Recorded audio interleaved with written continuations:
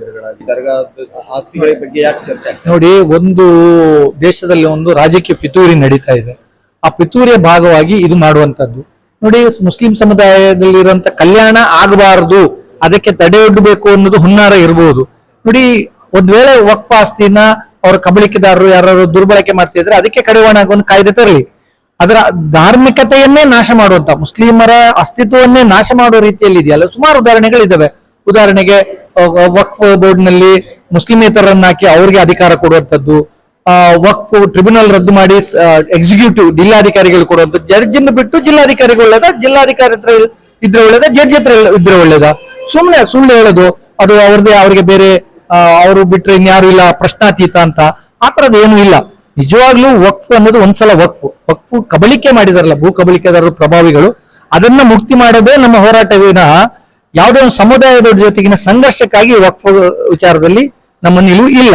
ಈಗ ಏನ್ ಮಾಡ್ಬೇಕು, ತಿದ್ದುಪಡಿ ಮಾಡುವಾಗ ಸ್ವಲ್ಪ ಯೋಚನೆ ಮಾಡಬೇಕು. ಸಮುದಾಯದ ಅಸ್ತಿತ್ವಕ್ಕೆ ಧಕ್ಕೆ ಬರುದು, ಧಾರ್ಮಿಕತೆಯ ಹಕ್ಕನ್ನು ಕಸಿಯುವ ರೀತಿಯಲ್ಲಿ ತಿದ್ದುಪಡಿ ಮಾಡಿದ್ರೆ ಸಮುದಾಯಕ್ಕೆ ನೋವಾಗತ್ತೆ. ಜೊತೆಗೆ ಸಂವಿಧಾನದ ಪರಿಚಯದ 26ರ ಉಲ್ಲಂಘನೆ ಕೂಡ ಆಗತ್ತೆ. ಯಾಕಂದ್ರೆ ನಮ್ಗೆ ಇರುವಂತಹ ಧರ್ಮದ ಸಮುದಾಯಗಳ ಧಾರ್ಮಿಕ ಸಂಸ್ಥೆಗಳನ್ನ ಇಟ್ಟು ನಡ್ಸ್ಕೊಂಡು ಹೋಗುವಂತ ನಮ್ಮ ಹಕ್ಕಿದೆಯಲ್ಲ, ಆ ಹಕ್ಕುಗೂ ಧಕ್ಕೆ ಬರುತ್ತೆ. ಹಾಗಾಗಿ ಅಂತ ಒಂದು ಏನು ಸಾಹಸವನ್ನ ಮಾಡಬಾರ್ದು.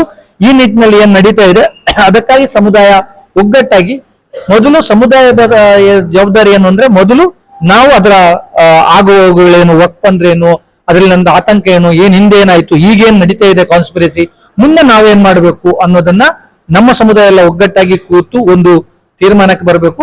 ನ್ಯಾಯಯುತವಾದ ಹೋರಾಟವನ್ನು ಮಾಡಬೇಕು.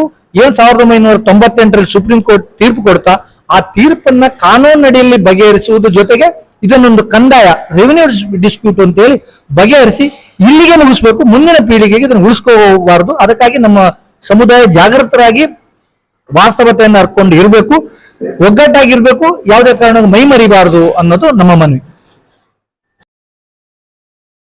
शहर टुमकुर में all India Muslim personal law board का तारीखी इजलास, तहफ़्फ़ुज़ शरीयत, तहफ़्फ़ुज़ औक़ाफ़, शरीयत की हिफाजत, औक़ाफ़ की हिफाजत के लिए तारीखी इजलास। मुसलमाना ने टुमकुर की कसीर तादाद में शिरकत। रियासत कर्नाटक के अहम व नुमाइंदा उलमाए कराम के बसीरत अफरोज खिताब। मरकजी हुकूमत के वक्फ तरमीमी बिल की पुरजोर मुखालिफत।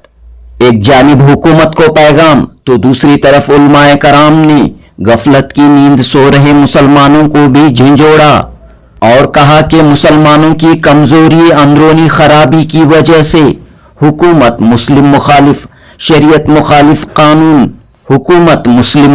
शरीयत मुखालिफ कानून लाने की जुर्रत कर रही है। इस्लाम में जिस तरह खंजीर का गोश्त हराम है, उसी तरह वक्फ की जमीनों पर नाजायज कब्जा जमाना, वक्फ का गलत इस्तेमाल करना भी हराम है। टुमकुर के इजलास से उलमाए कराम का सख्त पैगाम।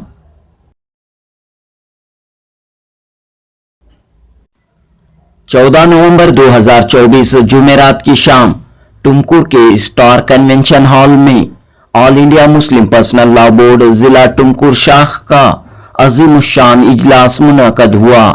रियासत के 3 अहम उलमाए कराम मौलाना इफ्तिखार अहमद कासमी, मौलाना तनवीर पीरा हाशमी, मौलाना मकसूद इमरान रशादी ने इस इजलास आम से खिताब किया और बेंगलुरु में इसी माह 24 नवंबर बरोज इतवार होने वाले all India Muslim personal law board के रियासती जलसे को कामयाब बनाने की अपील की। अरे हाथ उठा के कहे अल्लाह आपके इस जज्बे को अपनी बारगाह में कबूल फरमाए। मौलाना मकसूद इमरान रशादी ने कहा कि मुसलमानों को डिवाइड करने, मुंतशिर करने की कोशिशें, साजिशें हो रही हैं ताकि मुसलमान बड़ी तादाद में रहने के बावजूद बेअसर, कमजोर और मायूसी का शिकार हो जाएं। ऐसी कोशिशों, साजिशों को नाकाम बनाने के लिए मुसलमान शरीयत के उसूलों पर कायम रहते हुए एकजुट हो जाएं, मुत्तहिद हो जाएं। मौलाना तनवीर पीरा हाशमी ने फलस्तीन के मसले का जिक्र करते हुए कहा कि मुसलमानों को दबाने, पस्ती में मुब्तला करने की आलमी सतह पर कोशिशें जारी हैं।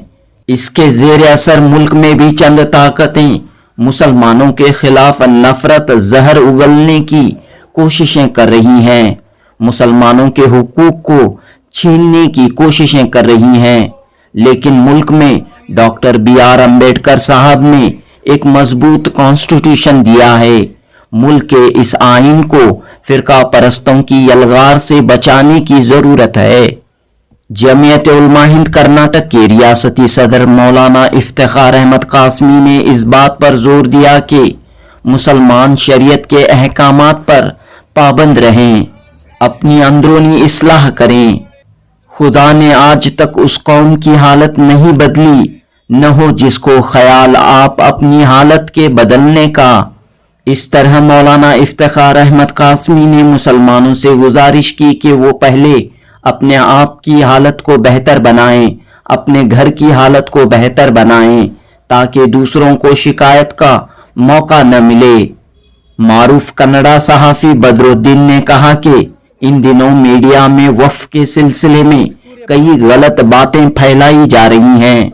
सियासी फायदे के लिए वक्फ का इस्तेमाल हो रहा है। वक्फ क्या है, वक्फ किसे कहते हैं, पहले मुसलमान अच्छी तरह समझ लें और दूसरों को समझाएं। इस तरह तहफ़्फ़ुज़ शरीयत व तहफ़्फ़ुज़ औक़ाफ़ के मौजू पर काफ़ी कीमती बातें इस इजलास में कही गईं और 24 नवंबर बरोज़ इतवार बेंगलुरु में होने वाले all India Muslim personal law board के रियासती इजलास में शिरकत की तमाम मुसलमानों से अपील की गई। इजलास के इख्तिताम पर टुमकुर के काजी शेख महमूद रशादी, मौलाना ज़ियाउर रहमान नदवी और ताजुद्दीन शरीफ ने मीडिया से बात करते हुए अपने ख्यालात का इजहार किया। जनूबी हिंद न्यूज़ रिपोर्ट।